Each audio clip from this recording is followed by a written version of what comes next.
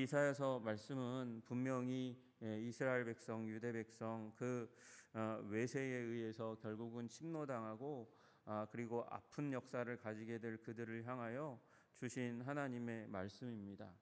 말씀 가운데 우리 13절 보시면 여호와 우리 하나님이여 주 외에 다른 주들이 우리를 관할하였사오나 이렇게 이야기합니다. 그러니까 주 이외의 다른 주들, 그러니까 신정 왕국, 하나님이 다스리는 왕국, 그 왕이 있긴 하지만 하나님이 다스리는 나라가 바로 이스라엘의 모토거든요. 이스라엘의 정체성은 출애굽기 19장에서 모세에게 주셨던 것처럼, 그리고 다윗에게 주셨던 것처럼 하나님께서 다스리는 나라예요. 그런데 그 나라를 다른 주들이, 다른 왕들이 침노해 옵니다. 그래서 그들이 관할합니다. 다스리려고 합니다. 여러분, 그런데 그 모든 노력들은 결국 하나님이 다스리는 나라를 잠시 동안은 다스리는 것 같고 침노한 것 같고 자기 것으로 삼은 것 같지만 결국은 멸망한다. 그것이 하나님의 말씀이고 하나님의 법칙입니다. 그게 14절의 말씀이에요.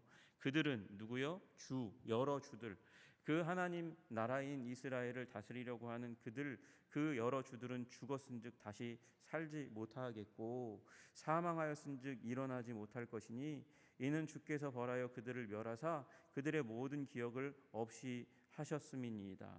여러분, 그들이 잠시 자기의 권능과 능력으로 이스라엘 나라를, 유대 백성들을 자기 것으로 삼았다고 우쭐댈지 모르지만 결국 그들도 골로 간다는 거예요. 끝장난다는 것이죠. 죽음 가운데 들어가서 나오지 못한다는 것입니다. 이건 영혼 멸절설을 얘기하는 게 아니고, 여러분, 이들은 결국 그 세력이 패망하고 역사 가운데서 그 권능을 다시는 회복하지 못할 것이라는 말씀을 하는 것이에요. 여러분, 그러나 이스라엘 백성들은 하나님께서 구원하시고 회복시키실 것을 말씀하시는 것이 19절의 말씀인 거예요. 우리가 어저께 보았던 이중적이라고 말씀드렸잖아요. 하나는 그 역사 현장 가운데 있는 하나님의 백성을 위로하기 위해서 주는 말씀인과 동시에 오고 오는 세대 가운데 영적인 구원을 바라는 자들에게 주시는 부활에 대한 말씀이 바로 19절의 말씀입니다. 그래서 이스라엘은 죽은 것 같고 유대 백성들은 죽은 것 같은데 하나님께서 일으키신다는 거예요. 주의 죽은 자들은 살아나고 그들의 시체들은 일어나리이다. 여러분, 이 북이스라엘과 남유다가 망하고 나서 그 망하고 난 다음에 그 나라가 회복될 것에 대해서 어떻게 기대할 수 있겠습니까? 여러분, 하나님 이 제국은 막강합니다. 힘이 있습니다. 아수르와 그리고 바벨론과 페르시아 제국, 바사 제국이 힘이 있습니다. 그 뒤를 이어왔던 이 헬라 제국도 마찬가지고 로마 제국도 마찬가지입니다. 강력합니다. 그 틈바구니 속에서 어떻게 하나님의 백성들이 다시 일어날 꿈을 꾸겠어요. 그런데 죽은 자들은 살아나고 그들의 시체들은 일어나리이다. 티끌에 누운 자들아 너희는 깨어 노래하라. 주의 이슬은 빛난 이슬이니 땅이 죽은 자들을 내어 놓으리로다. 죽은 시체가 지금 이제 시체가 썩어서 퍼석퍼석하게 되어서 해골만 남았는데 그 해골이 다시 일어나서 생명이 되는 것처럼 그런 불가능한 일이 일어나는 것이 하나님의 나라 이스라엘의 유다의 회복인 것과 마찬가지로 우리 장차 일어나게 될 우리의 육체의 부활과 그리고 영원한 생명을 하나님께서 우리에게 주실 줄로 믿으시기를 주님의 이름으로 축복합니다.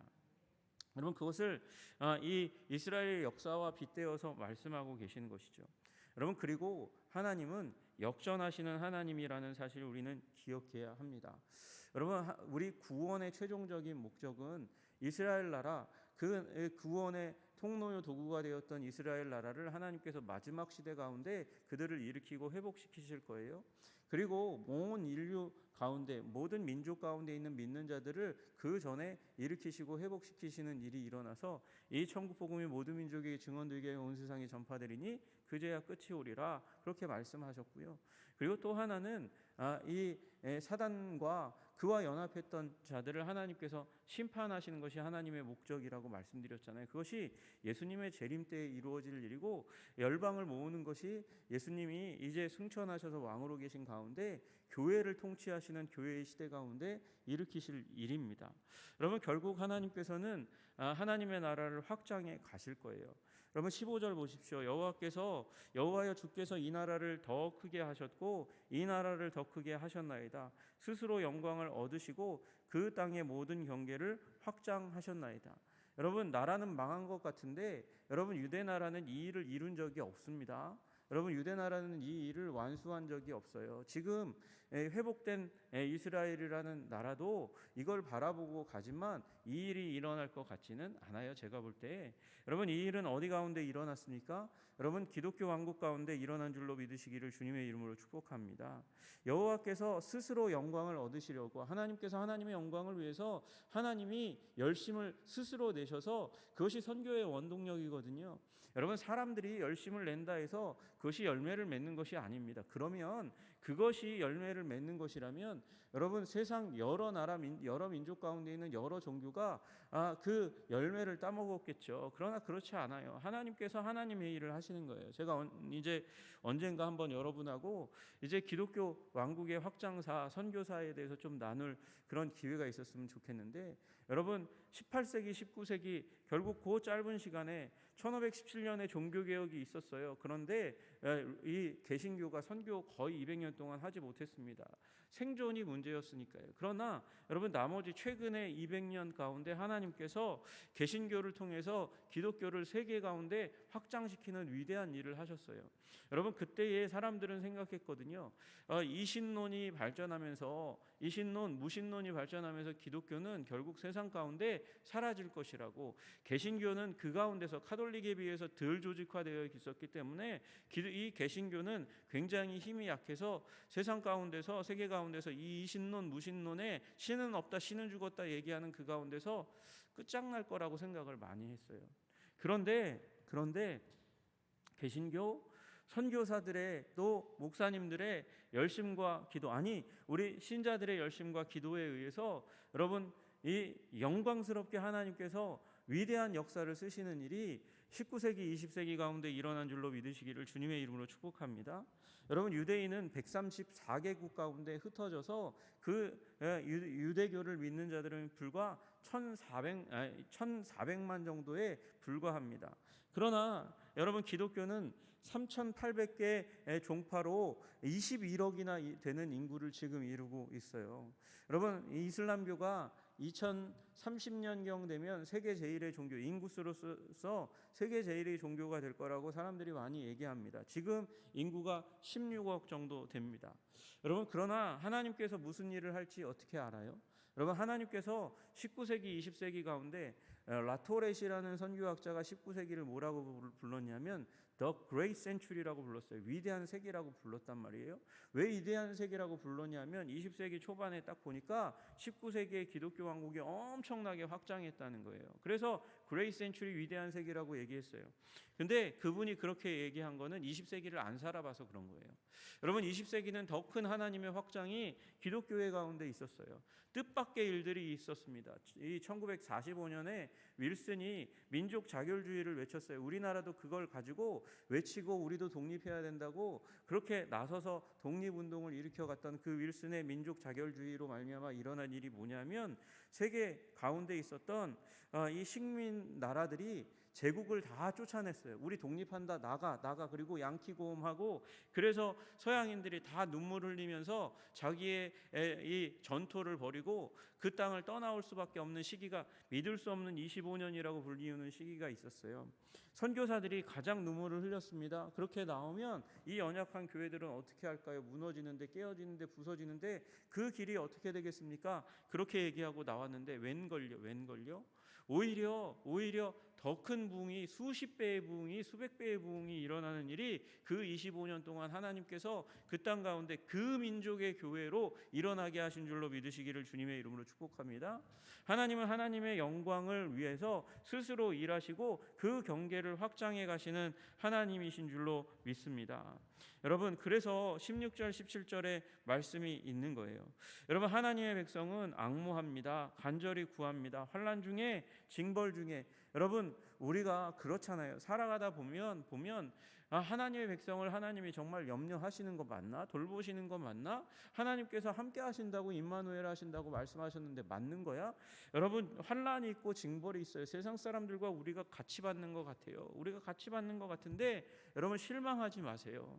여러분 같이 받는 것 같아도 하나님께서 하나님의 백성을 위하시는 줄로 믿으시기를 주님의 이름으로 축복합니다. 여러분 우리 그리스도인이 그렇게 앙모하고 기도하고 징벌 중에 환난 중에 아파하고 괴로워하는데, 그래서 그 가운데 기도하기를 마치 산고를 겪는 여인처럼 그렇게 기도하고 부르짖고 안타까워하고 좀 기도에 응답해 주십시오 하나님 그러면서 얘기하는데 열매가 안 나타나요. 마치 여인이 이 애를 잉태하면 아기를 낳아야 그 고통이 끝나는데 바람을 낳는 것 같아서 출산이 안 돼. 고통만 해. 그래서 열매가 없는 것 같아. 우리의 삶이 꼭 그렇단 말이죠. 그런데 여러분 그 가운데서 하나님께서 19절에 위대한 역사를 어느 순간 이루신다는 거예요. 여러분 그래서 우리는 믿음의 사람이라고 불릴 수 있는 거예요. 그래서 우리는 믿음의 사람이 되어야 하는 거예요.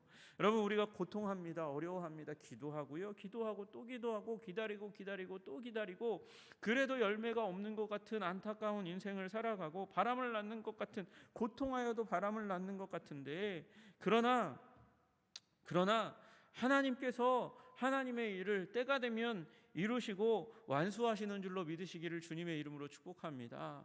여러분 그래서 우리가 인내해야 하는 거예요. 인내하고 믿음을 두고 하나님께서 말씀하실 때 그 구원의 방주 가운데 꽁꽁 우리가 우리의 영혼을 숨기고 우리의 삶을 숨기고 예수 그리스도 안에 밀실 안에 숨기고 하나님의 구원을 바라보는 일이 우리의 믿음의 삶 가운데 계속해서 일어나야 하는 거죠. 내 백성아 갈지어다 내 밀실에 들어가서 내 문을 닫고 분노가 지나가기까지 잠깐 숨을 쉬어다. 어려울 때 힘들 때 괴로울 때 그 괴로운 문제를 그리스도 안에 예수님 안에 하나님의 품 안에 숨기시고 거기 안에서 여러분 힘을 얻으시는 여러분 되시기를 주님의 이름으로 축복합니다. 우리의 영혼이 예수 그리스도 안에 십자가 안에 그 품 안에 숨겨져 있어야 돼요. 그래야 우리가 환난의 때를 이겨낼 수 있는 것이죠. 그러면 어느 순간 여호와께서 나오십니다. 보라 여호와께서 그의 처소에서 나오사 땅의 거민의 죄악을 벌하실 것이라. 여러분 이방 나라를 심판하신 것처럼 세상을 심판하시는 날이 오게 될 줄로 믿으시기를 주님의 이름으로 축복합니다. 여러분 가해자가 되지 마세요. 여러분 가해자가 되어서는 안 돼요. 여러분 하나님은 심판하시는 하나님이세요. 심판하시되 흘린 피를 따라서 심판하시는 하나님이세요. 땅의 거민의 죄악을 벌하실 것이라. 땅이 그 위에 잦았던 피를 드러내고 그 살해당한 자를 다시는 덮지 아니하리라. 여러분 땅에 피가 쏟아지면 그 피가 스며들어서 오랫동안 머물러 있다가도 사라지죠. 그게 세상의 물리적인 법칙입니다. 그러나 하나님이 마지막 때에 심판하실 때가 오면 잦아졌던 그 피가 드러나는 일이 일어나고 그 묻혔던 시체가 억울하게 죽은 시체가 다시 올라와서 덮지 않고 언커버되는 드러나고 나타나는 일이 일어나고 그 일로 땅에 악한 일을 했던 자들을 제국을 심판하시고 악인들을 심판하세요. 여러분 이게 하나님의 심판의 법칙으로 어느 때에 가인의 때에 이미 말씀하시는 거예요. 가인을 벌하시겠다고 말씀하시잖아요. 여러분 마지막에 보시면 계시록에 억울하게 죽임당한 믿는 자들이 하나님을 향해서 신원합니다. 탄원합니다. 우리의 억울함을 언제 풀어주실 겁니까? 여러분 그래서 우리는 악을 사람에게 베풀면 안 돼요. 마음에 상처를 주어서도 안 되지만 여러분 그 가인처럼 가해를 가하는 자가 되어서도 안 되는 것이죠. 하나님은 결국은 사단을 심판하실 것입니다. 여러분 27장 1절에 나오는 대로 옛뱀 곧 마귀 무질서의 그 마귀를 하나님께서 멸하시는 일이 일어나게 될 줄로 믿으시기를 주님의 이름으로 축복합니다. 견고해 보여요. 커 보여요. 강한 것처럼 보여요. 빠른 것처럼 보여요. 그 뱀, 옛뱀, 리워야단으로 얘기할 수 있는 옛뱀 곧 마귀, 꼬불꼬불한 뱀 리워야단, 그 리워야단도 결국은 하나님의 손에 의해서 징계를 받고 무너지고 깨어지고 죽임을 당하는 일이 일어나게 될 줄로 믿으시기를 주님의 이름으로 축복합니다. 여러분, 우리가 그래서 7절부터 12절까지의 삶을 살아야 하는 것이죠. 여러분, 우리 하나님의 심판을 믿으면서 오늘 하나님의 은총과 사랑을 사모하는 사람들로 주님 앞에 살아가는 여러분 되시기를 주님의 이름으로 축복합니다. 우리의 신앙의 모습이 어떠해야 돼요? 8절부터 12절까지의 말씀, 주님의 심판을 사모하시는 여러분 되시기를 부탁드립니다. 주를 기다려 싸우니 주의 이름을 위하여 또 주를 기억하려고 우리 영혼이 사모하나이다. 밤에 내 영혼이 주를 사모하였은즉 내 중심이 주를 간절히 구하오리니. 여러분, 주님을 사모하고 사랑하고 바라고 구하고 열망하는 여러분 되시기를 주님의 이름으로 축복합니다. 여러분, 그 영혼이 되어야 해요. 그 영혼이 될 때에 우리 위에 하나님께서 하시는 일이 무엇입니까? 우리를 위하여 일하시는 주님의 열성, 성실을 보는 일이 일어나게 될 줄로 믿습니다. 11절에 백성을 위하시는 주의 열성을 보게 될 것이다. 여러분, 우리만 보는 게 아니에요. 그들도 보고 부끄러워하는 일이 일어날 거라고 말씀하시는 거예요. 여러분, 우리 하나님께서 우리에게 또 그렇게 열망하고 사모하고 바랄 때 마치 해산하는 고통 가운데 있는 것처럼, 그리고 열매는 없는 것처럼 보이는 그 상황 가운데서도 하나님께서는 우리를 평강으로 채우시는 은혜의 역사를 베푸실 줄로 믿으시기를 주님의 이름으로 축복합니다. 여호와여, 주께서 우리를 위하여 평강을 베푸시오리니. 12절에 그렇게 말씀하시잖아요. 주님께서 우리를 위해서 결국 일을 이루시고 완수하시고 성취하시고 우리에게 평강을 주시는 하나님이신 줄로 믿으시기를 주님의 이름으로 축복합니다. 우리는 열망하고 바라보는 사람들이에요. 여러분, 열망하고 바라보고 하나님의 열정을 그 우리를 향한 열심을 감지하고 열매로 드러나지 않는다 할지라도 기도의 시간 가운데 그렇게 주님을 바라보고 위하고 그 열정을 믿으며 나아가고 결국 하나님께서 우리에게 주시는 평강을 맛보며 살아가는 사람들이에요. 열매는 하나님의 때에 하나님께서 이루실 줄로 믿으시기를 주님의 이름으로 축복합니다. 여러분, 그러할 때 무슨 일이 일어나겠습니까? 주님께서 심판하시는 길 가운데 계속해서 오는 걸 우리는 알게 될 것입니다. 8절 상반절에 보십시오. 여호와여, 주께서 심판하시는 길에서 우리가 주를 기다려 싸우니.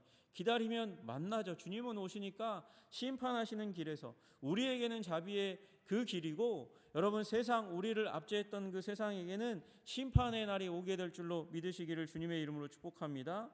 여러분, 그리고 그 가운데서 일어나는 또 하나의 일은 이방이 의를 배우는 일들도 일어나겠다는 거예요.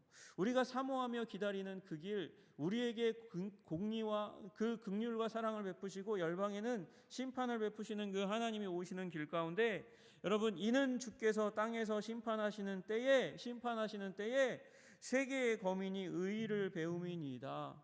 여러분, 우리가 그렇게 견디고 기도하고 바라고 소망하고 하나님의 은혜를 누릴 때에 세상이 의를 배우는 일이 일어나겠다고 말씀하시는 거예요. 여러분, 구원이 확장되는 일이 일어날 줄로 믿으시기를 주님의 이름으로 축복합니다. 세상을 구원하시는 역사가 우리 믿는 자들의 믿음의 삶을 통해서 일어나는 거예요.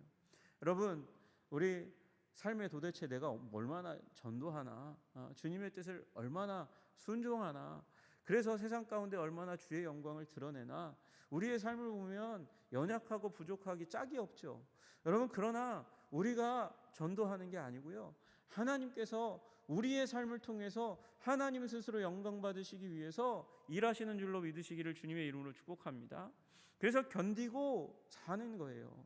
기도하며 사는 거예요. 소망하며 사는 거예요. 은혜를 누리면서 사는 거예요. 은혜를 누린다고 맨날 입에 미소를 웃음을 달고 사는 게 아니라 해산하는 고통 가운데서 눈물을 흘리는 그 가운데서도 하나님을 바라보고 은혜와 평강을 누리면서 가끔 웃으면서 사는 거죠. 여러분, 그 믿음의 삶을 살아가시기를 주님의 이름으로 축복합니다.